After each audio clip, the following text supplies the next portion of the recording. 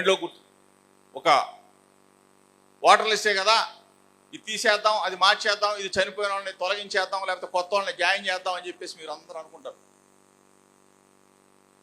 ఇంతకు ముందున్న voter list ప్లేస్లో కొత్త ఓటర్ లిస్టు రాబోతా ఉందన్న విషయాన్ని గమనంలోకి తీసుకోమని చెప్పేసి మీ అందరికి కూడా చెప్తా ఉన్నా. అంతే సుధాకర్ అంటేనా? అంతేనా? ఇది మార్పులు చేర్పులతో వచ్చే ఓటర్ లిస్ట్ కాదు. కొత్తగా ఓటర్ లిస్ట్ని ప్రభుత్వం, కేంద్ర ప్రభుత్వం ఈ రోజున ఒక టైం బాండ్ ఫిక్స్ చేసి కొత్త ఓటర్ లిస్ట్ నమోదు చేసే కార్యక్రమానికి శ్రీకారం చుట్టింది. ప్రతి గ్రామానికి, ప్రతి ఇంటికి కూడా ప్రభుత్వ అధికారి BLO, బూత్ లెవెల్ ఆఫీసర్, ప్రతి ఇంటికి వస్తాడు. ప్రతి ఇంటికి వచ్చినప్పుడు బూత్ లెవెల్ ఆఫీసర్కి బూత్ లెవెల్ ఏజెంట్, అంటే మనం ఇక్కడ కూర్చుకున్న 296 మంది బూత్ లెవెల్ ఏజెంట్లు ఆ BLOకి BLA అనుసంధానం అవుతాడు.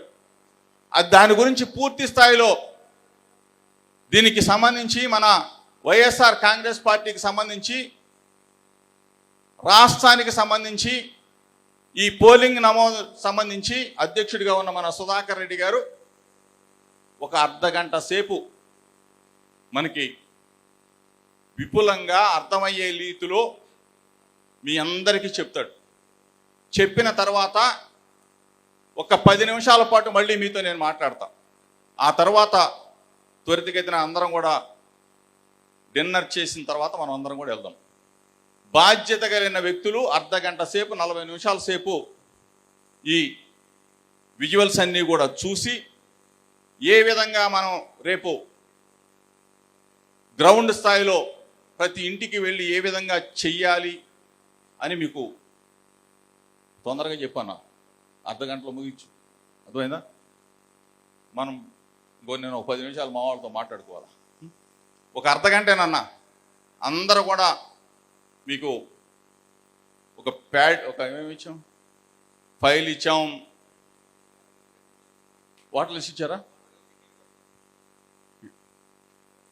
వాటర్ లిస్ట్ రాలేదా?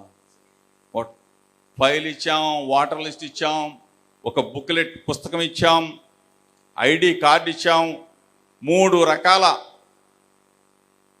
పెన్స్ కూడా ఇవ్వటం కూడా జరిగింది. అంటే అది ఒక గౌరవం. BLA, బూత్ లెవెల్ ఏజెంట్, అంటే ఆ గ్రామానికి సంబంధించి ఏమేమి పనులు చేయాలా, ఆ తర్వాత ఏ విధంగా మిమ్మల్ని చేస్తాము, అవన్నీ కూడా నేను తర్వాత చెప్తా ఒక 10 నిమిషాల్లోనే. ఇప్పుడు మాత్రం అన్న, తమ్ముడు పేరేంటి? ఒక్క నిమిషం. ఎక్కడ? ఏ బూతు? కూర్చో చెప్పు. గంట సేపు ఓపిక ఉన్నోళ్ళు మాత్రమే, వినగలిగే వాళ్ళు మాత్రమే ఇక్కడ ఉండండి. 1 గంట. చుట్టుపక్కల కూర్చున్న లీడర్స్ కూడా చెప్తా ఉన్నా, దయచేసి ఎవ్వరు కూడా డిస్టర్బ్ చేయొద్దు, ఎవరు కదలొద్దు, ఎవరో మాట్లాడొద్దు.